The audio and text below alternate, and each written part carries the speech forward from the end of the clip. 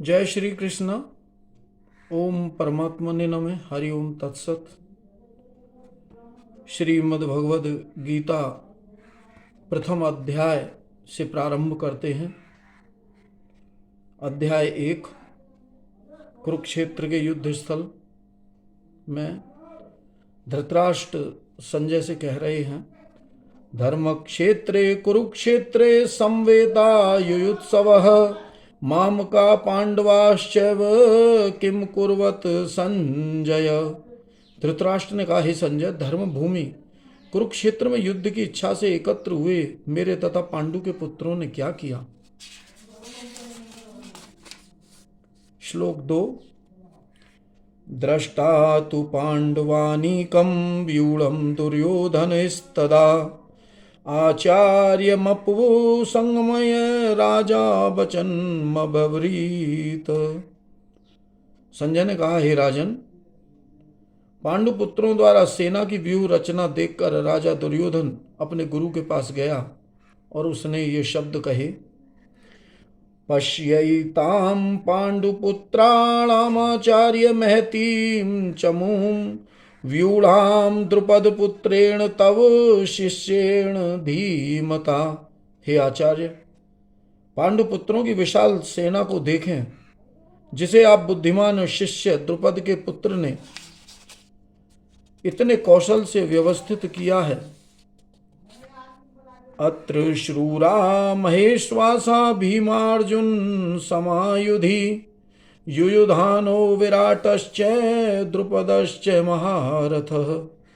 इस सेना में भीम तथा अर्जुन के समान युद्ध करने वाले अनेक वीर धनुर्धर हैं, यथा महारथी युयुधान, विराट तथा द्रुपद। दृष्ट केतुस्के चितान काशीराजश्च वीर्यवान पुरुजित कुंती भोजश्च शैवश्च नरपुंगवः। इसके साथ ही धृष्ट केतु, चेकितान, काशीराज, पुरुजित, कुंती भोज तथा शैव्य जैसे महान शक्तिशाली योद्धा भी हैं। युधामन्युश्च विक्रांत उत्तमौजाश्च वीर्यवान सौभद्रो द्रौपदेयाश्च सर्व एव महारथः। पराक्रमी युधामन्यु, अत्यंत शक्तिशाली उत्तमौजा सुभद्रा का पुत्र तथा द्रौपदी के पुत्र, ये सभी महारथी हैं। अस्माकं तु विशिष्टा ये तान् निबोध द्विजोत्तम नायका मम सैन्यस्य संज्ञार्थ तान् ब्रवीमि ते। किंतु हे ब्राह्मण श्रेष्ठ, आपकी सूचना के लिए मैं अपनी सेना के उन नायकों के विषय में बताना चाहूंगा जो मेरी सेना को संचालित करने में विशेष रूप से निपुण हैं। भवान भीष्मश्च कर्णश्च कृपश्च समितिञ्जयः अश्वत्थामा विकर्णश्च सौमद दत्तिस्थैव च।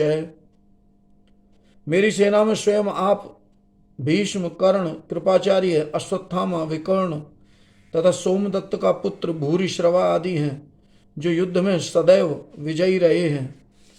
अन्ये च बृहवः श्रूरा मदर्थे त्यक्त जीविताः नाना शस्त्र प्रहराणाः सर्वे युद्ध विशारदाः। ऐसे अन्य अनेक वीर भी हैं जो मेरे लिए अपना जीवन त्याग करने के लिए उद्यत हैं। वे विविध प्रकार के हथियारों से सुसज्जित हैं और युद्ध विद्या में निपुण हैं। अपर्याप्तम तदस्माकं बलम भीष्माभिरक्षितम पर्याप्तम त्वदमेतेषां बलम भीमाभिरक्षितम। हमारी शक्ति अपरिमेय है और हम सब पितामह द्वारा भलीभांति संरक्षित हैं, जबकि पांडवों की शक्ति भीम द्वारा भलीभांति संरक्षित होकर भी सीमित है। एनेषु च सर्वेषु यथा भागमवस्थिताः भीष्ममेवाभिरक्षन्तु भवन्तः सर्व एव हि। एतेव सैन्य व्यूह में अपने अपने मोर्चों पर खड़े रहकर आप भी भीष्म पितामह को पूरी पूरी सहायता दें। तस्य सन्न्यहर्षं कुरु वृद्ध पितामह सिंहनादं विनदोश्च शंसं दम्यो प्रतापवान। तब कुरुवंश के वयोवृद्ध परम प्रतापी एवं वृद्ध पितामह ने सिंह गर्जना सी की ध्वनि करने वाले अपने शंख को उच्च स्वर से बजाया, जिससे दुर्योधन को हर्ष हुआ। ततः शंखश्च भैर्यश्च पणवान खगो मुखः सहसैवाभ्यहन्यन्त स शब्द स्तुमुलो अभवत। तत्पश्चात शंख, नगाड़े, बिगुल, तुरही तथा सींग सहसा एक साथ बज उठे। वह समवेत स्वर अत्यंत कोलाहल पूर्ण था। ततः श्रुतैर्हर्यैर्युक्ते महति स्यन्दने स्थितो माधवै पाण्डवश्चैव दिव्यो शंखो पदद्मतुः। श्लोक 14। दूसरी ओर से श्वेत घोड़ों द्वारा खींचे जाने वाले विशाल रथ पर आसीन कृष्ण तथा अर्जुन ने अपने अपने दिव्य शंख बजाए। पांचजन्यम ऋषिकेशो देवदत्तम धनंजयः पौंड्रम दधमो महाशंकम भीमकर्मावृकोदरः। भगवान कृष्ण ने अपना पांचजन्य शंख बजाया। अर्जुन ने देवदत्त शंख तथा अतिभोजी एवं अति मानवीय कार्य करने वाले भीम ने पौंड्र नामक भयंकर शंख बजाया। अनंत विजयम राजा कुंती पुत्रो युधिष्ठिरः नकुलः सहदेवश्च सुघोषमणि पुष्पको काश्यश्च परमेध्वासे शिखंडी च महारथः द्रष्ट्यदुम्नो विराटश्च सात्यकी शापराजितः द्रुपदो द्रौपदेयाश्च सर्वशः पृथ्वीपते सौभद्रश्च महाबाहुः शंखनादं मुहुः पृथक पृथक। श्लोक 18। हे राजन, कुंती पुत्र राजा युधिष्ठिर ने अपना अनंत विजय नामक शंख बजाया तथा नकुल और सहदेव ने सुघोष एवं मणि पुष्पक शंख बजाए। महान धनुर्धर काशीराज, परम योद्धा शिखंडी, धृष्टद्युम्न, विराट, अजय, सात्यकी, द्रुपद, द्रौपदी के पुत्र तथा सुभद्रा के महाबाहु पुत्र आदि सबों ने अपने अपने शंख बजाए। स घोषो धार्तराष्ट्राणां हृदयानि व्यदारयत् नभश्च पृथ्वीं चैव तुमलो अभन्नुदयन्। इन विभिन्न शंखों की ध्वनि कोलाहल पूर्ण बन गई, जो आकाश तथा पृथ्वी को शब्दायमान करती हुई धृतराष्ट्र के पुत्रों के हृदय को विदीर्ण करने लगी। अथ व्यवस्थितानां दृष्टा धार्तराष्ट्रान् कपिध्वजः प्रवर्ते शस्त्र संपाते धनुरुधम्य पांडवः ऋषिकेशं तदा वाक्य मिदमाह महीपते। उस समय हनुमान से अंकित ध्वजा लगे रथ पर आसीन पांडुपुत्र अर्जुन अपना धनुष उठाकर तीर चलाने के लिए उद्यत हुआ। हे राजन, धृतराष्ट्र के पुत्रों को व्यूह में खड़ा देखकर अर्जुन ने श्री कृष्ण से ये वचन कहे। अर्जुन उवाच, सेनयोरुभयोर्मध्ये रथं स्थापय मे अच्युत यावदेता निरीक्षणेऽहं योद्धुकामानवस्थितान् कैर्मया सह योध्य व्यवस्मिनं क्षणमध्युद्यमे।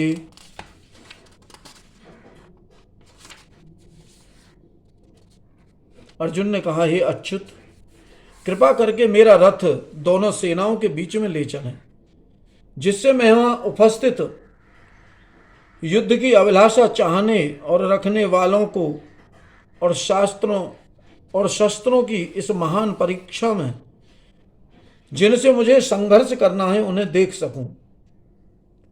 योत्स्ये मानान् वीक्ष अहम य एते अत्र समागतः धार्तराष्ट्रस्य दुर्बुद्धेर्युद्धे प्रयचिकीर्षवः।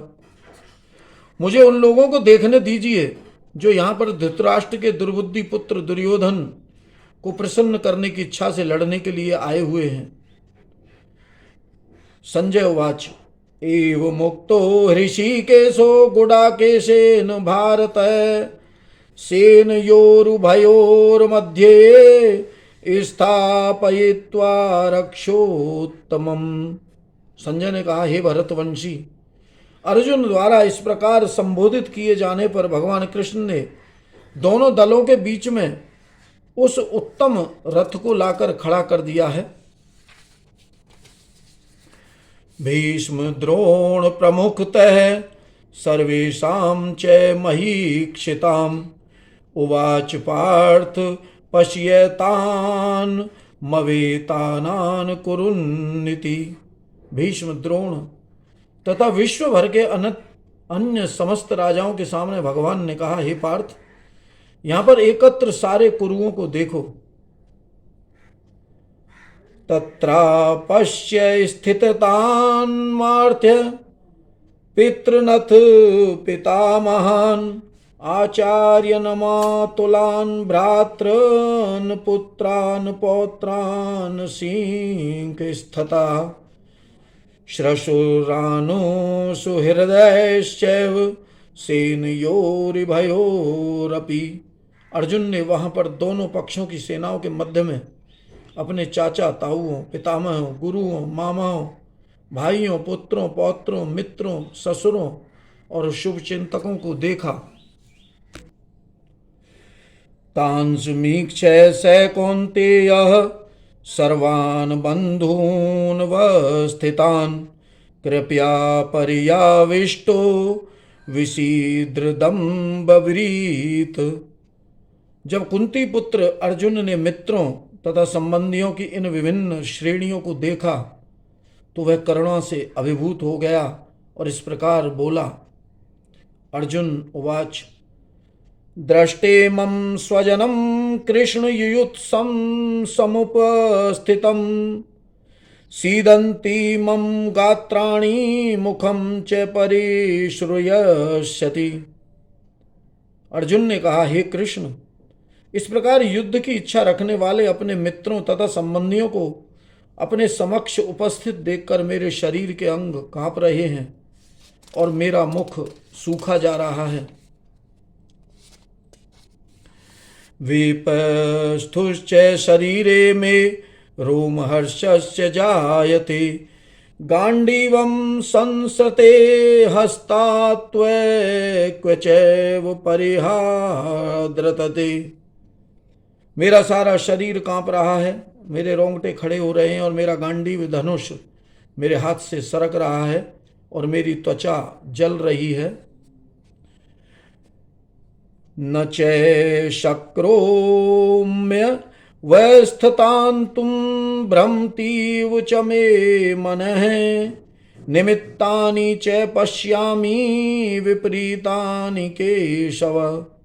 मैं यहाँ अब और अधिक खड़ा रहने में असमर्थ हूँ, मैं अपने को भूल रहा हूँ और मेरा सिर चकरा रहा है। हे कृष्ण, मुझे तो केवल अमंगल के कारण दिख रहे हैं। न च श्रेयो अनुपश्यामि हत्वा स्वजन्माहवे न कांगे विजयम कृष्ण न च राज्यम सुखानि च। हे कृष्ण, इस युद्ध में अपने ही स्वजनों का वध करने से न तो मुझे कोई अच्छाई दिखती है और न उससे मैं किसी प्रकार की विजय, राज्य या सुख की इच्छा रखता हूँ। किम नो राज्येन गोविंद किम भोगैर्जीवितेन वा ये सामर्थे कांडक्षिप्तम नो राज्यम भोगा सुखानि च त इमे अवस्थिता युद्धे प्राणस्त्यक्त्वा धनानि च आचार्याः पितरः पुत्रास्तथैव च पितामहः मातुलाः श्वशुराः पौत्रां श्यालाः सम्बन्धिनीस्तथा एतात्र हन्तुमिच्छामि व्रतोऽपि मधुसूदने अपि त्रैलोक्यराज्यस्य हेतोः किनु मही कृते निहत्य धार्तराष्ट्रात्र का प्रीति है श्रियार्जनार्दन। हे गोविंद, हमें राज्य, सुख अथवा इस जीवन से क्या लाभ? क्योंकि जिन सारे लोगों के लिए हम उन्हें चाहते हैं वही इस युद्ध भूमि में खड़े हैं। हे मधुसूदन, जब गुरुजन, पितृगण, पुत्रगण, पितामह, मामा, ससुर, पौत्रगण, साले तथा अन्य सारे संबंधी अपना अपना धन एवं प्राण देने के लिए तत्पर हैं और मेरे समक्ष खड़े हैं, तो फिर मैं इन सबको क्यों मारना चाहूंगा, भले ही वे मुझे क्यों न मार डालें। हे जीवों के पालक, मैं इन सबों से लड़ने को तैयार नहीं, भले ही बदले में मुझे 3 लोक क्यों न मिलते हों। इस पृथ्वी की तो बात ही छोड़ दें, भला धृतराष्ट्र के पुत्रों को मारकर हमें कौन सी प्रसन्नता मिलेगी। पापमेवाश्रये दस्मान् हत्यत्वा तानान् ततायनः तस्मात्राहारः वयं हन्तुं धातराष्ट्रान् सबान्धवान् स्वजनं हि कथं हत्वा सुखिने श्याम माधव। यदि हम ऐसे आतताइयों का वध करते हैं तो हम पर पाप चढ़ेगा, अतः वह उचित नहीं होगा कि हम धृतराष्ट्र के पुत्रों तथा उनके मित्रों का वध करें। हे लक्ष्मीपति कृष्ण, इससे हमें क्या लाभ होगा और अपने ही कुटुंबियों को मारकर हम किस प्रकार सुखी हो सकते हैं। यद्यप ये ते न पश्यन्ति लोभोपहत चेतसः कुलक्षय कृतं दोषं मित्रदोहे च पातकं कथं न ज्ञेयमस्याभिः पापादस्मात्रिवर्तितुं कुलक्षयकृत दोषं प्रपश्यर्दि जनार्दन। हे जनार्दन, यद्यपि लोभ से अभिभूत चित्त वाले ये लोग अपने परिवार को मारने या अपने मित्रों से द्रोह करने में कोई दोष नहीं देखते, किंतु हम लोग जो परिवार के विनष्ट करने में अपराध देख सकते हैं, ऐसे पाप कर्मों में क्यों प्रवृत्त हों। कुलक्षये प्रश्यन्ति कुलधर्मः सनातनः धर्मे नष्टे कुलं कृत सर्वधर्मो विभवत्युत। कुल का नाश होने पर सनातन कुल परंपरा नष्ट हो जाती है और इस तरह शेष कुल भी अधर्म में प्रवृत्त हो जाता है। अधर्मा विभवात कृष्ण प्रदुष्यन्ति कुल स्त्रियः स्त्रीषु दुष्टासु वाष्णे जायते वर्ण संकरः। हे कृष्ण, जब कुल में अधर्म प्रमुख हो जाता है तो कुल की स्त्रियां दूषित हो जाती हैं और स्त्रीत्व के पतन से हे वृषणिवंशी अवांछित संतानें उत्पन्न होती हैं।